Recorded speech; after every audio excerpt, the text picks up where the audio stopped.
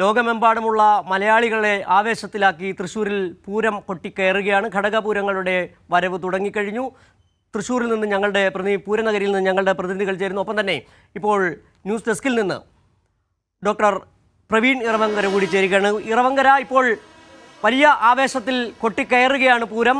നിലവിൽ ഇനി ഏതൊക്കെ ചടങ്ങുകളാണ് ഇതുമായി ബന്ധപ്പെട്ട് നടക്കാനുള്ളത്? 2 മണിക്ക് തന്നെ ഇലഞ്ഞിത്തറ മേളം നടക്കും. ഇപ്പോൾ മടത്തിൽ വരവ് ഇനി മുൻപുള്ള ആ കൊട്ടിക്കയറൽ നമ്മൾ കണ്ടതാണ്. ഇനി ഇലഞ്ഞിത്തറ മേളം, വൈകുന്നേരത്തോടുള്ള കുടമാറ്റം. വല്ലാത്ത ആവേശത്തിലാണ് മലയാളികൾ. എന്താണ് താങ്കൾക്ക് ഇതുമായി ബന്ധപ്പെട്ട് കൂട്ടിച്ചേർക്കാനുള്ളത്?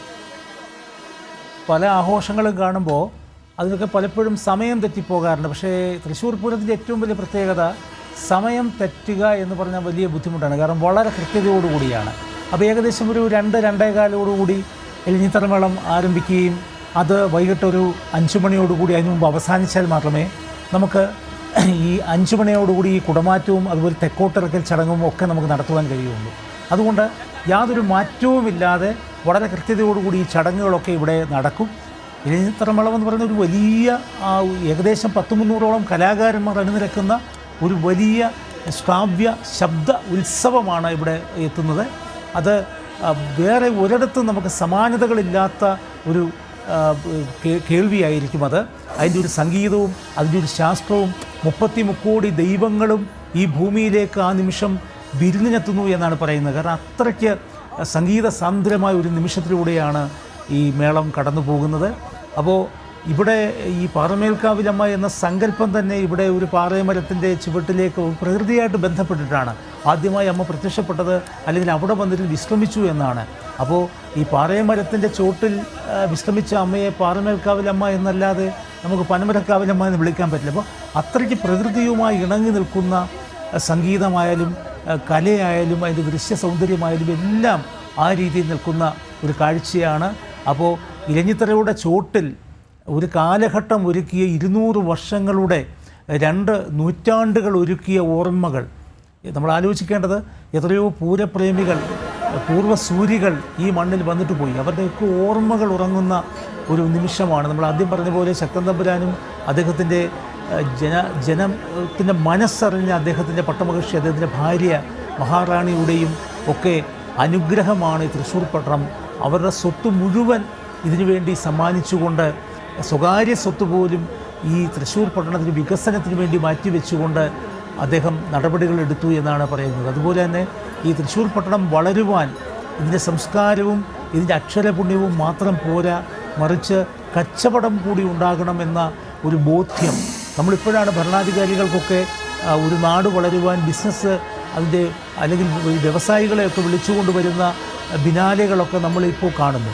അപ്പോൾ എത്രയോ വർഷം മുമ്പ്, 250 വർഷം മുമ്പ് ഈ നഗരത്തിലേക്ക് ബിസിനസ് ചെയ്യുവാൻ ക്രൈസ്തവർക്കാണ് ഏറ്റവും കൂടുതൽ ബുദ്ധിയുള്ളത് എന്ന് അദ്ദേഹം വലിയ അന്വേഷണങ്ങൾ നടത്തി മനസ്സിലാക്കുകയും അങ്ങനെ വലിയ സ്നേഹത്തോടുകൂടി ക്രിസ്തുമത വിശ്വാസികളെ ഈ മണ്ണിലേക്ക് കൂട്ടിക്കൊണ്ടുവരികയും അങ്ങനെ വിവിധ വിശ്വാസികളെ ജാതിക്കും മതത്തിനുമൊക്കെ അപ്പുറമായിട്ട് തൻ്റെ നാട് വളരുവാൻ എന്തൊക്കെ വേണമോ അതൊക്കെ നടപ്പിലാക്കി അങ്ങനെയുള്ള വാണിജ്യങ്ങളും വ്യവസായങ്ങളും ഒക്കെ വളർത്തുകയും നമ്മൾ നേരത്തെ പറഞ്ഞതുപോലെ വികസനത്തിന് മുൻതൂക്കം നൽകിക്കൊണ്ട് അതിന് തടസ്സം നിൽക്കുന്ന ഏത് ആചാരത്തെയും മാറ്റി നിർത്തിക്കൊണ്ട് ദൈവമെന്ന് പറയുന്നത് ജനങ്ങളാണെന്നുള്ളൊരു ബോധ്യത്തോടുകൂടി ഒരു ഭരണാധികാരി ഇവിടെ ഭരിച്ചു എന്ന് എല്ലാവരെയും ഒരുപോലെ കരുതുന്ന ഒരാൾ ശക്തൻ തമ്പുരാൻ. ആ ശക്തൻ തമ്പുരാൻ്റെ ഓർമ്മകളും അദ്ദേഹം സമ്മാനിച്ച ഈ കലയും പാരമ്പര്യവും ഒക്കെയാണ് ഈ സാംസ്കാരിക തലസ്ഥാനത്ത് നമ്മൾ ഈ ചൂടിലും പറഞ്ഞതുപോലെ തന്നെ വികസനത്തിൻ്റെ ഒപ്പം തന്നെ മതനിരപേക്ഷതയുടെ ആകെ കൂടി ഒരു പൂരമാണ് തൃശ്ശൂരിൽ അരങ്ങേറുന്നതെന്ന് പറയാൻ കഴിയും. ഒരേ സമയം താളമേളങ്ങളുടെ ശ്രാവ്യ വിസ്മയങ്ങളുടെ ഒരു കുടമാറ്റം, ഒരു പൂരമാണ് അവിടെ നടന്നുകൊണ്ടിരിക്കുന്നത്. ശക്തൻ തമ്പുരാൻ വിഭാവന ചെയ്ത ഒരു മതനിരപേക്ഷതയുടെ ഒരു അന്തരീക്ഷം ആ പൂരത്തിന് കൊണ്ടുവരാൻ കഴിഞ്ഞു. ഒപ്പം തന്നെ താങ്കൾ നേരത്തെ സൂചിപ്പിച്ചതുപോലെ തന്നെ കച്ചവടവുമായി പൂരവുമായി ബന്ധപ്പെട്ടുള്ള പ്രദർശനം ലോകത്ത് തന്നെ അത്ഭുതങ്ങളിലൊന്നാണ് ഒരുപക്ഷെ ഈ പൂരം, ആ പ്രദർശനം എന്ന് തന്നെ നമുക്ക് പറയാൻ കഴിയുകയുന്നുണ്ട്. താങ്കൾ നേരത്തെ സൂചിപ്പിച്ചതുപോലെ തന്നെ കച്ചവടവുമായി ബന്ധപ്പെട്ട് ക്രൈസ്തവർ അവിടെ എത്തിച്ചേരുന്നതും അത്തരത്തിൽ വലിയ തരത്തിലൊരു കൂടിച്ചേരൽ, മതനിരപേക്ഷത, ജാതി മത ഭേദമന്യേ ആളുകൾ ഒത്തുകൂടുന്ന മതനിരപേക്ഷതയുടെ ഒരു വിശാലമായ ഇടം, ഒരു വിശാല പൂരമാണ് അവിടെ നടന്നുകൊണ്ടിരിക്കുന്നത്. അങ്ങനെ തന്നെ കൂടി ഇതിനെ വിലയിരുത്തുകയും ചെയ്യേണ്ടതുണ്ട്. തീർച്ചയായിട്ടും ഇത് ക്രിസ്തുമത വിശ്വാസികൾ മാത്രമല്ല, ഇന്ത്യയിലെ ആദ്യത്തെ മുസ്ലിം പള്ളി നിൽക്കുന്നത് കൊടുങ്ങല്ലൂരാണ് എന്ന വസ്തുത നമ്മൾ മനസ്സിലാക്കേണ്ടതായിട്ടുണ്ട്. അപ്പോൾ തൃശ്ശൂരിൻ്റെ വെറുതെ അല്ല അത് ഒരു സാംസ്കാരിക തലസ്ഥാനമെന്ന് പറയുന്നത്. ഇപ്പോൾ നമ്മൾ കേരളത്തിന് നെല്ലറ എന്ന് പറയുന്നത് പാലക്കാടും കുട്ടനാടുമാണ്, കേരളത്തിലെ അക്ഷര നഗരം എന്ന് പറയുന്നത് കോട്ടയമാണ് എന്ന് നമ്മൾ പറയുന്നു. ഒപ്പം കേരളത്തിലെ സാംസ്കാരിക തലസ്ഥാനം തൃശ്ശൂരാണെന്ന് പറയുന്നത് എല്ലാ മതങ്ങളും എല്ലാ സംസ്കാരങ്ങളും അവിടേക്ക് എത്തിച്ചേർന്നപ്പോൾ ഇരുകൈയും നീട്ടി സ്വീകരിച്ച ഒരു വലിയ സംസ്കാരമായിരുന്നു തൃശ്ശൂരിന് ഉണ്ടായിരുന്നത്. അതുകൊണ്ട് തന്നെയാണ് അത് സംസ്കാരത്തിൻ്റെ തലസ്ഥാനമായി മാറിയത്. ശക്തൻ തമ്പുരാൻ അതിന് വഹിച്ച പങ്ക് ചെറുതല്ല.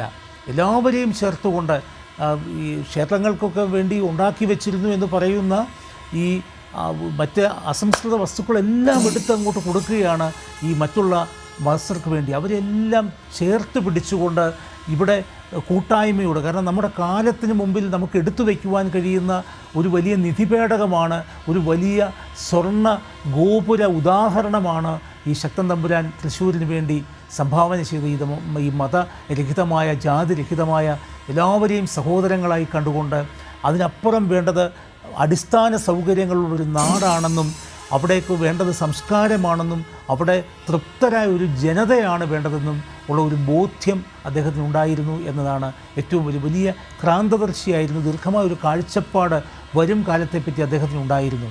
ഇപ്പോൾ നമ്മൾ ഇവിടെ സ്വരാജ് റൗണ്ട്, അതുപോലെ തന്നെ ഈ തേക്കിൻകാട് മൈതാനം, ഇതൊക്കെയും അന്ന് ആ വിഭാവനം ചെയ്തു. പിന്നീട് ഇങ്ങോട്ട് വന്ന ഭരണാധികാരികളൊക്കെ അതിന് വേണ്ട വളർച്ചകളൊക്കെ ഉണ്ടാക്കി എങ്കിൽ പോലും അന്ന് അദ്ദേഹം കണ്ട ആ കാഴ്ച ഇവിടേക്ക് എത്തുമ്പോൾ ഇവിടെ ഈ പ്രധാനപ്പെട്ട രണ്ട് പൂര പ്രതിനിധികളായിട്ടുള്ള ഈ പാറമേൽക്കാവിലമ്മയും തിരുവമ്പാടി അമ്മയ്ക്കും മാത്രമാണ് ഈ സ്വരാജ് റൗണ്ടിൽ ഇപ്പോൾ നമ്മൾ ഈ കണ്ടുകൊണ്ടിരിക്കുന്ന കാഴ്ചകളിൽ ഇവിടെ പന്തലുയർത്തുവാനുള്ള അധികാരം. ഇതെല്ലാം വളരെ കണിശമായിട്ട് അദ്ദേഹം ആദ്യം തന്നെ അതിനകത്തുള്ള നിയമാവലികളൊക്കെ ശക്തൻ തമ്പുരാൻ ഉണ്ടാക്കി വെച്ചതാണ്.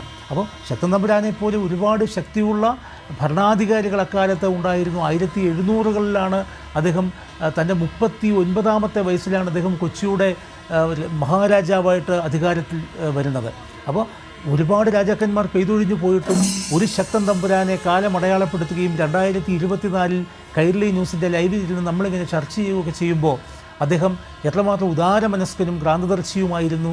അദ്ദേഹത്തിൻ്റെ സംഭാവനകൾ തൃശ്ശൂർ പട്ടണത്തെ തൃശ്ശൂർ പട്ടണമാക്കി നിലനിർത്തിയിരിക്കുന്നു എന്ന് നമുക്ക് ബോധ്യപ്പെടുവാൻ കഴിയും. കാരണം സാംസ്കാരിക തലസ്ഥാനമായി മാറുമ്പോൾ ആ സംസ്കാരമെന്ന് പറയുന്നത് എല്ലാവരും ചേരുന്ന ഒന്നാണ്. ഇപ്പോൾ നമ്മൾ ഒരു സ്ഥലത്തേക്ക് അത് വിഭജിക്കുകയല്ല, 33 ദൈവങ്ങളെയും നാട്ടുദൈവങ്ങളായി കാണുന്ന ഒരു വലിയ പാരമ്പര്യമാണ് നമ്മുടെ ഭാരതത്തിനുള്ളത്. അതായത് കാശിയിലെത്തുമ്പോൾ ഇതേ ശിവൻ കാശിനാഥനായി മാറുന്നു. ഇത് ഒരു ഗ്രാമത്തിലേക്ക് എത്തുമ്പോൾ ചിലപ്പോൾ മാതേവര് വല്യച്ഛനായേക്കാം, ചിലപ്പോൾ അച്ഛനായേക്കാം, ചിലപ്പോൾ കൂട്ടുകാരനായേക്കാം. അങ്ങനെ ഈ ദൈവങ്ങളെയൊക്കെയും ഒന്നിച്ച് ചേർത്ത് നിർത്തുന്ന ഒരു സംസ്കാരം. രാമായണം കടന്നു പോകുന്ന വഴികൾ നമ്മൾ മലയാളികളെ സംബന്ധിച്ചിടത്തോളം സീത ഭൂമി പിളർന്നു പോയത് സീതത്തോടെന്ന് പറയുന്ന പത്തനംതിട്ടയിലെ ചിറ്റാറിനപ്പുറത്തുള്ള വടശ്ശേരിക്കരയ്ക്കപ്പുറത്തുള്ള ഒരു ഗ്രാമത്തിലാണ്. ഇവിടെ ജടായു പറന്നുപോയി എന്ന് നമ്മൾ വിശ്വസിക്കുന്നത് ഈ MC റോഡിൻ്റെ സൈഡിലുള്ള ഇപ്പോൾ ഏഷ്യയിലെ ഏറ്റവും വലിയ ശില്പം ഉയർന്നു നിൽക്കുന്ന സ്ഥലമായിട്ടുള്ള ജടായുമംഗലം എന്ന് പറയുന്ന ചടയമംഗലത്ത് ആണ്. അവിടെ വെച്ചാണ്. അതുതന്നെയാണ് ശ്രീ പ്രവീൺ. ഒരുപാട് പറയാനുണ്ട് പൂരത്തെക്കുറിച്ച്, പൂരത്തിൻ്റെ ഐതിഹ്യത്തെക്കുറിച്ച്, പൂരത്തിൻ്റെ ഉത്സവാഘോഷങ്ങളെക്കുറിച്ചൊക്കെ ഒരുപാട് പറയാനുണ്ട്.